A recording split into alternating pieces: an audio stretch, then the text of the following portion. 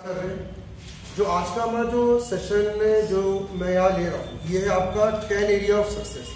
कि आपको अगर सक्सेस से पाना है तो सक्सेस पाने के लिए 10 ऐसी चीज़ें जो थोड़ा सा आप लोग मजबूत कर लें जिससे आपके सक्सेस लाइफ में बहुत जल्दी आपको मिलेगा और आप बहुत जल्दी अपने जो एरियाज है उसमें बहुत आगे तरक्की कर जाएंगे। ठीक है, तो पहला जो आपका एरिया है जिसमें आप लोग को सबको वर्क करना है वो है कॉन्फिडेंस पर। कॉन्फिडेंस, ठीक है। आप लोगों ने कितने साल की स्टडीज कर चुके हो अभी तक? बताओ, स्टडीज कितने साल की हो गई है? 15 साल हो गए, 20 साल हो गए, 10 साल हो गए, 12 साल हो गए, कितने साल हो गए? लगभग 15 साल हो गए। और 15 साल में क्या आपको अपने ऊपर कॉन्फिडेंस आया? कॉन्फिडेंस आया? कॉन्फिडेंस मतलब जो काम सीखे हो बहुत अच्छा सीखे, आया कॉन्फिडेंस? आप बताइए। नहीं आया ना? डेफिनेटली नहीं आया कॉन्फिडेंस। आपके अंदर है कॉन्फिडेंस? आपके अंदर कॉन्फिडेंस आया? कोई ऐसा काम आ गया जिस काम से आपको एकदम बकायदा 100% आपको कोई भी कुछ भी करवा ले तो आप कर लोगे? नहीं आया कॉन्फिडेंस। इंस्टाग्राम चलाना, ठीक है, हाँ बस वो थोड़ा सा सोशल मीडिया में तो कॉन्फिडेंस जल्दी आ जाता है। ठीक है कि सर व्हाट्सएप में तो धड़ाधड़ कॉन्फिडेंस आ गया, आपको भी हम कुछ फीचर बता देंगे। ठीक है, तो सबसे पहली चीज आपको ध्यान रखना है कि अगर सक्सेसफुल होना है तो फर्स्ट चीज आप अपने अंदर क्या करें? कॉन्फिडेंस बढ़ाए। और कॉन्फिडेंस आपका कब बढ़ेगा? जब आप किसी एक चीज पर अपना हाथ क्या करोगे? पक्का करोगे, जिसको कहते हैं मास्टर करना। ठीक है, तो कॉन्फिडेंस पर डैश करके लिखो मास्टर योरसेल्फ। कॉन्फिडेंस से बोलने से नहीं आता। हम अगर एक कोई चीज में खुद को मास्टर कर ले तो क्या आ जाएगा? कॉन्फिडेंस आ जाएगा। जैसे टैली में मास्टरी कर लो तो कॉन्फिडेंस आएगा, वेब डिजाइनिंग में मास्टरी करो तो कॉन्फिडेंस ऑटोमेटिक आएगा, वो अंदर से आता है। ठीक है, नंबर दूसरा लिखिएगा क्रिएटिविटी। सेकंड जो एलिमेंट आपका है वो लिखिएगा आप क्रिएटिविटी। क्रिएटिविटी, ठीक है। क्रिएटिविटी का मतलब क्या होता है? कुछ हटके सोचना। अब 15 साल मान के चलो कि आप लोगों ने 15 इयर्स की स्टडीज कर ली है। 15 साल में क्या आपके दिमाग में कोई हटके आइडिया आया? कुछ अलग करने का, कुछ अलग सोचने का, या कोई कभी ऐसा तरकीब आया जो अभी तक दुनिया में किसी ने सोचा ही नहीं? आया कभी ऐसा? हालात कुछ तो बोल दो। नहीं आया होगा, डेफिनेट नहीं आया होगा। क्रिएटिव आप तभी हो सकते हो जब आप थोड़ा सा बॉक्स से हटके सोचो। और देखो, आपको जो एजुकेशन जो दिया जाता है, जो अभी पढ़ाई लिखाई आपकी इतनी हो रही है, इसका मेन मोटिव क्या है? आपको क्रिएटिव बनाना। नहीं तो अगर आप इतना पढ़ लिख के भी कुछ अलग सोच नहीं पा रहे तो इससे अच्छा तो अनपढ़ इंसान है जो लोग कुछ पढ़ते ही नहीं है, लेकिन वो लोग भी कई बार अच्छा सोच जाते हैं, अलग सोच जाते हैं। तो अपने अंदर सेकेंड एलिमेंट आपको अगर सक्सेसफुल बनना है तो क्या करें? अपने क्रिएटिविटी लाए, कुछ अलग से आइडिया आप लोग क्या करें अपने अंदर लाए। और ये तभी आएगा जब आप थोड़ा सा हटके क्या करो? सोचो। मतलब वही ना सोचो जो दुनिया आपको कह रही है सोचे, आप खुद अपना सोच क्या करें? अलग करें। तीसरा लिखिएगा कैरेक्टर। थर्ड एलिमेंट जो आपका है सक्सेसफुल के लिए जरूरी है वो है आपका कैरेक्टर। ठीक है, अब सवाल यहाँ पे उठता है कि कैरेक्टर का मतलब क्या?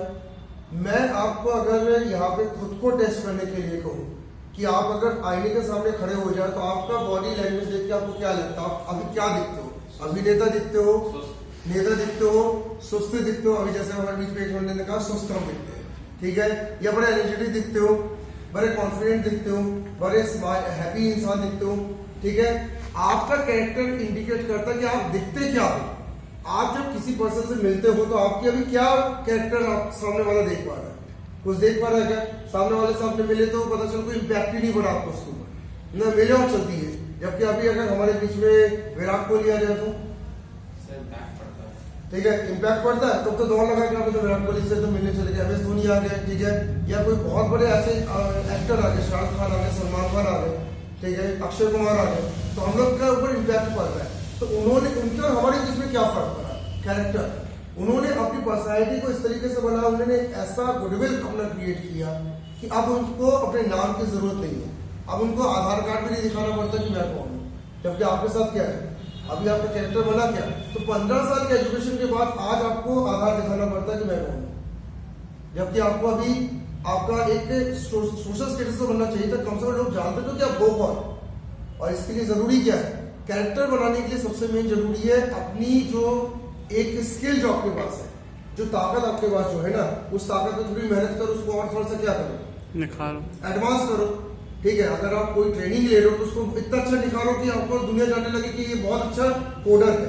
और अपनी ट्रेनिंग को थोड़ा सा शो ऑफ भी करो। मैं कई बार आप लोगों को पहले भी बोल चुका हूँ कि आप अगर बहुत अच्छी टैली जानते हो, वेब डिजाइनिंग जानते हो, पाइथन जानते हो, तो आप उसके ब्लॉग्स लिखो, उसके यूट्यूब चैनल बनाओ, फेसबुक में भी क्या करो, थोड़ा सा अपने ज्ञान को शो करो, प्रेजेंटेशन चलाओ। इससे क्या होता है, लोगों को समझ में आता है कि आप वाकई उस चीज में हो, तो इससे आपको अच्छे नौकरी के ऑफर आगे चल के मिलते हैं। लेकिन हम लोग क्या करते हैं, अपने नॉलेज को क्या करते हैं, दबा छुपा लेते, बोले का है जानते पर दिखाएंगे नहीं। जब तक आप देखोगे नहीं तब तक बिकोगे क्या। आज आईपीएल में कौन बिकता है, आप देखते हो कि इंडियन प्रीमियर लीग की हम बात करें या कोई भी बड़ी क्रिकेट लीग दुनिया की जब होती है तो वो उन्हीं खिलाड़ियों को लेती है जो ज्यादा नामी होते हैं, जिनका परफॉर्मेंस दुनिया देख चुकी है। उनकी बेस प्राइस वैल्यू भी आप देखते हो कितनी होती है। तो अपनी प्राइस वैल्यू को बढ़ाने के लिए आपको लोगों को दिखाना तो पड़ेगा। अगर दिखा नहीं पाओगे तो आपकी प्राइस वैल्यू 5,000 ही रहेगी, 4,000 रहेगी, भले आपको काम 40,000 का आता हो। तो थोड़ा सा दुनिया को दिखाओ कि मुझे क्या आता है। चौथा पॉइंट क्या है, professional life management. Fourth element success के लिए क्या है, अपनी प्रोफेशनल लाइफ को क्या करना होगा, आपको मैनेज करना पड़ेगा और प्रोफेशनल लाइफ थोड़ा सा बनाना भी पड़ेगा। मेरा एक सवाल आप लोग सबसे है, प्रोफेशनल लाइफ है क्या चीज है और क्या हमने प्रोफेशनल लाइफ कभी बनाई? प्रोफेशनल लाइफ मतलब एक ऐसी लाइफ जिसमें हम एक प्रोफेशन के अनुसार खुद की माइंडसेट को चेंज कर लेते हैं। जैसे आप डॉक्टर्स को देखते हो, डॉक्टर्स से जब आप मिलने जाते हो तो आपने कुछ देखा उनके अंदर परिवर्तन, उनका बॉडी लैंग्वेज, उनका लाइफ स्टाइल, उनका रहन सहन, सब कुछ क्या हो जाता है, उनके डॉक्टर्स के जैसे हो जाता है।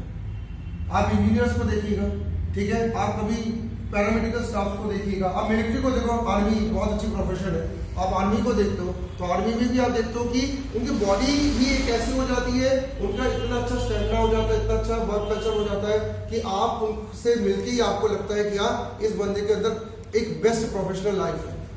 लेकिन क्या आम इंसान अपने प्रोफेशनल लाइफ को मैनेज कर रहा है? अगर आप एक अकाउंटेंट भी हो कहीं पे या आप मान लीजिए एक क्लर्क भी कहीं पे हो तो आपकी बॉडी में वो बात झलकती नहीं कि आप कहीं पे क्लर्क हो, जबकि मिलिट्री की बॉडी में झलकती है, डॉक्टर्स की बॉडी में झलकती है। तो आपके बॉडी में क्या होना चाहिए, प्रोफेशन दिखना चाहिए कि I am a student of this cadre. जब से आपने उस फील्ड में कदम रखा है तब से आपके अंदर क्या होना चाहिए, वो चीज दिखनी चाहिए।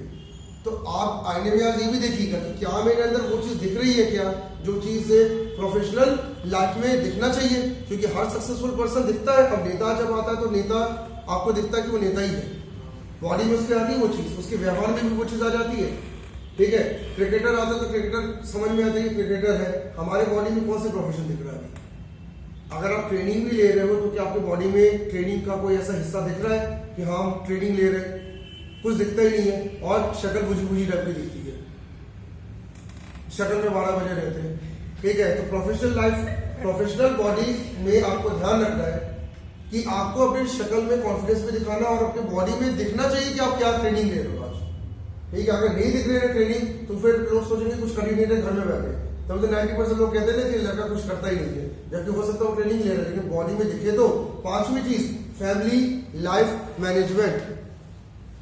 सक्सेस का पांचवा आपका जो टिप मैं दे रहा हूं वो है फैमिली लाइफ मैनेजमेंट। भाई फैमिली को लेके काफी हद तक सवाल भी बच्चों के आते हैं।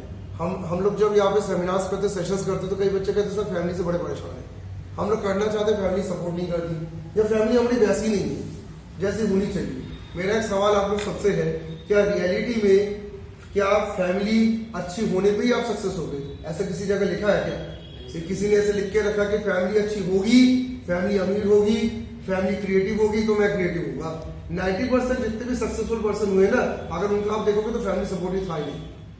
जो सक्सेस हुआ फैमिली सपोर्ट ही नहीं मिला उनको कभी, और जिनको फैमिली सपोर्ट मिला वो इस समय मस्त घूम ही रहे वैसे, फैमिली सपोर्ट का अच्छा फायदा उठा रहे, कुछ कर ही नहीं पाए। तो फैमिली से उम्मीद ना करें कि फैमिली आपको सपोर्ट देगी, आपको उसी के बीच में खुद के लिए रास्ता निकालना पड़ेगा। आपके लिए एक मैं केस स्टडी भी आपको दे रहा हूँ आज लता मंगेशकर जी का। आप जो है बायोग्राफी अब देखिएगा लता मंगेशकर जी के, जब आप लाइफ को देखोगे तो उनकी लाइफ में भी बड़ी जिम्मेदारियां और बड़ी एवरेज फैमिली की मार थी, पैसों की भयंकर कमी थी, लेकिन उनने उसके बीच में आज स्वर्ग वकीला कहलाती भारत के लिए। तो आप लता मंगेशकर का केस स्टडी करना देख रहे यूट्यूब में कि लता मंगेशकर कैसे उठी है, ठीक है। तो आपको समझ में आएगा कि फैमिली सपोर्ट आपको मिले ना मिले पर अगर उठना है तो आप उठ जाओगे। यहाँ पे मैं आपको फैमिली लाइफ मैनेजमेंट की एक बहुत बड़ी चीज बताने जा रहा हूँ। फैमिली से आप पॉजिटिव अप्रोच का अगर उम्मीद करके बैठे कि पॉजिटिव मिलेगा तब हम आगे बढ़ेंगे, तो ऐसा कुछ होता नहीं है। जैसे भी सर्कमस्टेंस आपके घर में है, आप आगे बढ़ने का सोचिए। आपको दिन में काम करना पड़ता है, रात को बढ़े। आपको अगर बहुत ज्यादा स्ट्रेस फैमिली महसूस होती है, अपनी बाहर जाके पढ़ाई करें, कुछ दूसरे दोस्तों के घर में पढ़ाई करें, कुछ भी करें, पर फैमिली के स्ट्रेस को अपने ऊपर हावी ना होने दें। और जब आप सक्सेसफुल भी हो जाए तब भी फैमिली के स्ट्रेस को हावी मत होने देना। जिस दिन आपको अच्छी पोस्ट मिल गई, पता चलो उस समय भी फैमिली का सोच लो बैठे। ज्यादा फैमिली मत करो। जैसे ही घर की दहलीज क्रॉस करते हो ना, फैमिली के मैटर को घर में छोड़ के आगे आपको बढ़ना पड़ेगा, नहीं तो आप कभी आगे नहीं बढ़ पाओगे। ठीक है, तो फैमिली को ज्यादा सिर पे नहीं लगाना। 6th point, healthy life. 6वां पॉइंट, 10वां पॉइंट में से 6वां पॉइंट में आपको बता रहा हूं, जो है आपका हेल्दी लाइफ। ठीक है, हेल्थ पर देखिए ध्यान देने की जरूरत आपको क्यों पड़ रही है, क्योंकि आप जान रहे हो एक फैक्टर जो धीरे धीरे आपकी तरफ बढ़ रहा है, उसको हम कहते हैं एज फैक्टर। आप सभी जानते हो, अभी सब यंग हो, डेफिनेटली बहुत आपके पास एनर्जी है, आपके फादर मदर से भी ज्यादा आपको काम करना है, लेकिन एक फैक्टर धीरे धीरे कौन बढ़ रहा है? एज हो रहा है। आपकी उम्र हर दिन बढ़ रही है। एक दिन ऐसा आएगा जब आप अपने काम करने तक के लिए मोहताज हो जाओगे, क्योंकि भाई बॉडी तो एक दिन आपको साथ सपोर्ट छोड़ने लगेगी।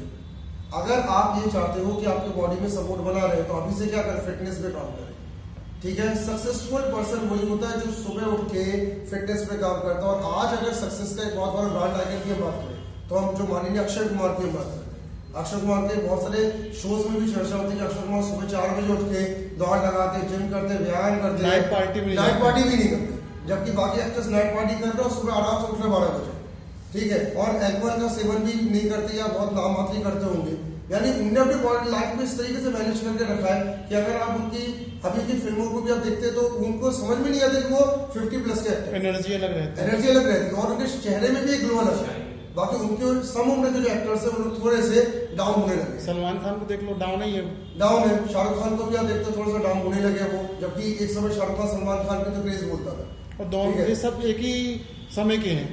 हाँ, तो क्या कोई हेल्थ को मैनेज किया, तो आज अक्षय कुमार 50+ होने के बावजूद ऐसे स्टंट्स कर रहे हैं, इतना पैसा कमा रहे हैं, नाम कमा रहे हैं, हर जगह आज उनके फिल्मों की लाइन लगी रहती है, चाहे कोविड रहे ना ना रहे, फिल्म उनके पास हमेशा है। यानी अक्षय कुमार से हमें सीखने को क्या मिलता है कि हेल्थ अगर हमारे पास है, तो हम 60, 70, 80 की उम्र में भी जबरदस्त पैसा निकाल सकते हैं। और सीधी सिंपल सी बात है, किसको पैसा निकालना नहीं है। तो आप अपने बॉडी पे भी थोड़ा समय दें। अच्छा खाना, समय से सोना, एक्सरसाइज करना, योगासन करना। अगर कोई आपके बॉडी में भगवान लगने की प्रॉब्लम है तो उसका उपचार भी समय से करें, क्योंकि आगे चल के ये दिक्कत आपको कर देगा, आपको हैंडीकैप बना के रख देगा। तो आप अपने बॉडी में क्या करें, ध्यान दें, तो आप सक्सेसफुल जल्दी हो जाएंगे। क्योंकि बीमार बॉडी के साथ आप कुछ नहीं कर सकते, और बीमार बॉडी वाला इंसान घर वालों के लिए भी क्या बन जाता है, सिर दर्द, फीवर, परेशानी। तो कमा तो नहीं रहा होता, उसको दवाई दे के दो। 7th पॉइंट लिखिएगा, कंटिन्यूअस इंप्रूवमेंट। 7th पॉइंट आपको अपने अंदर क्या करना है, लगातार आपको अपने अंदर क्या करना है, इंप्रूवमेंट करना है।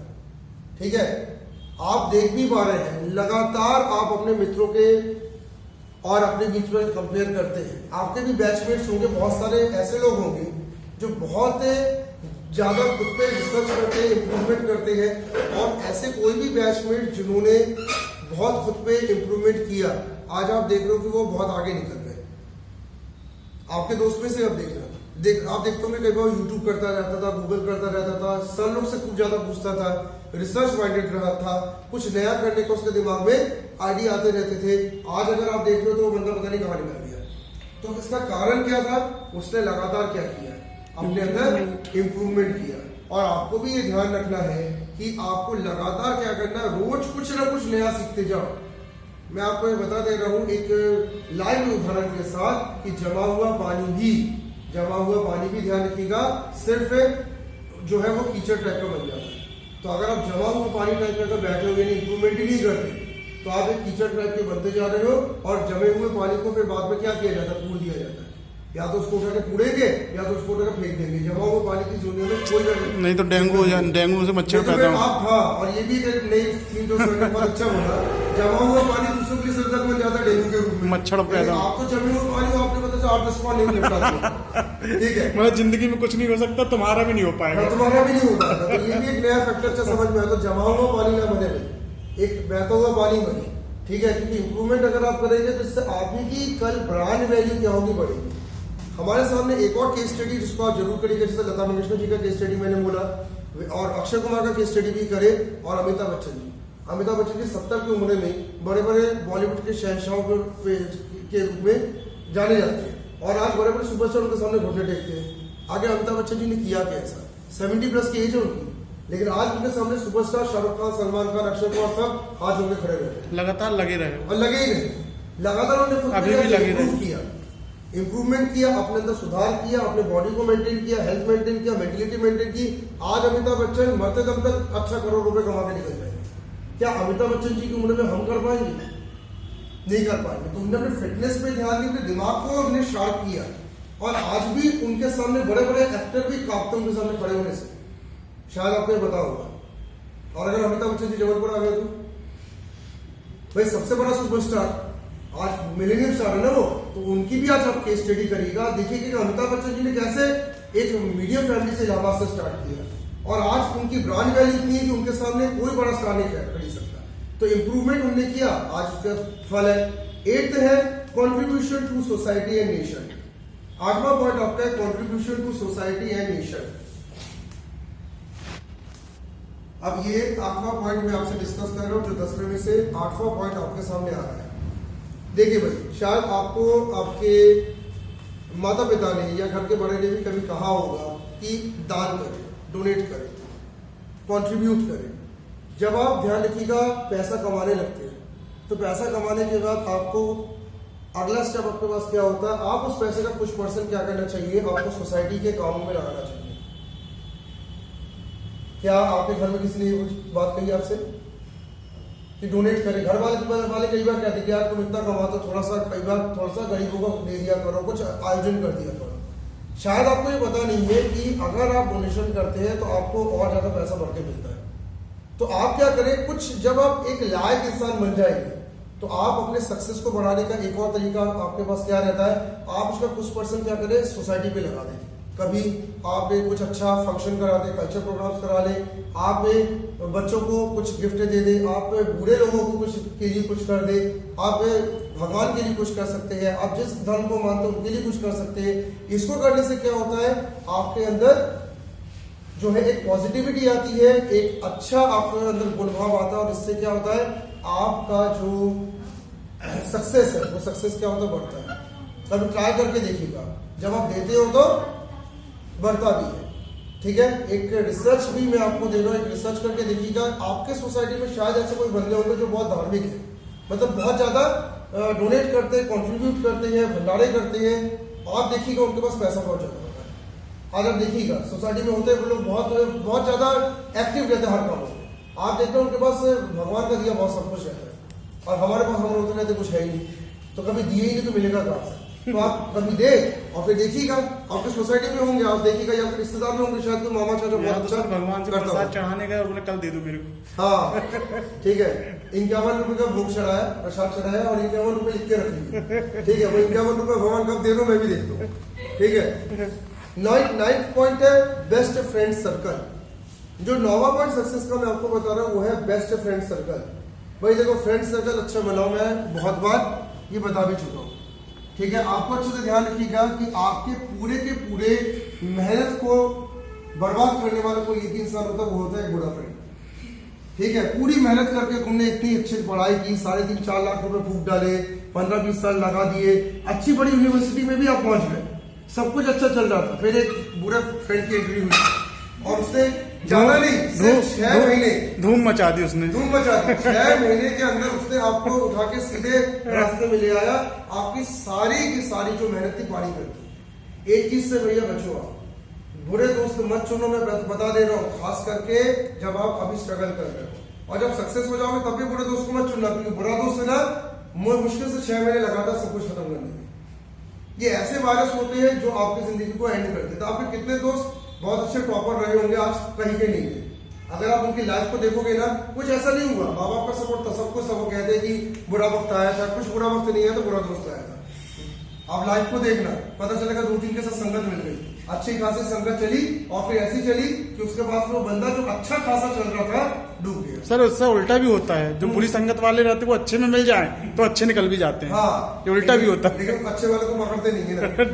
ठीक है, तो अच्छे वाले को पकड़े, इन संगत से बचो भैया। मैं पहले ही बता दे रहा हूँ, रावण को अगर आप देखें तो रावण के साथ भी क्या था, इतना अच्छा प्रकांड पंडित होकर भी बुरी संगत थोड़ी हुई और उनका पूरा ज्ञान खत्म हो गया, अंततः उनको जाना ही पड़ गया। तो जब रावण जैसे लोग संगत में खत्म हो गए तो हम आप आम इंसान हैं। लास्ट 10th पॉइंट है time management. Time and stress management दोनों आप लिख लो, क्योंकि ये दो मैनेजमेंट आपको अपनी लाइफ में काफी कुछ करना पड़ता है। देखो मैं आपको यहाँ पे एक बहुत इंपॉर्टेंट चीज बता दे रहा हूँ, एक इंसान होने के नाते आपको कितनी उम्र ईश्वर ने दी है काम करने के लिए, सही सही बताओ। आपको बता दिए कितनी उम्र में सब काम कर पाओगे?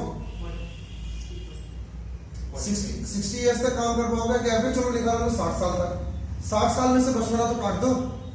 आप लोग 20-22 साल तक तो कुछ कर ही नहीं था, 25 साल तक कुछ नहीं किए थे, तो 60 में से 25 काट दिए गए, कितने बचे? 35 साल। अब इस 35 साल में आपको सब कुछ करना है, क्योंकि 25 के बाद ही अमूमन हमारे दिमाग में अकल आती है कि कुछ कर करेगी ना। 25 तक तो सब बच्चे बने रहते सब, 25 के बाद अचानक मैच्योरिटी आती है, ठीक है। तो 35 साल में क्या क्या कर लोगे आप?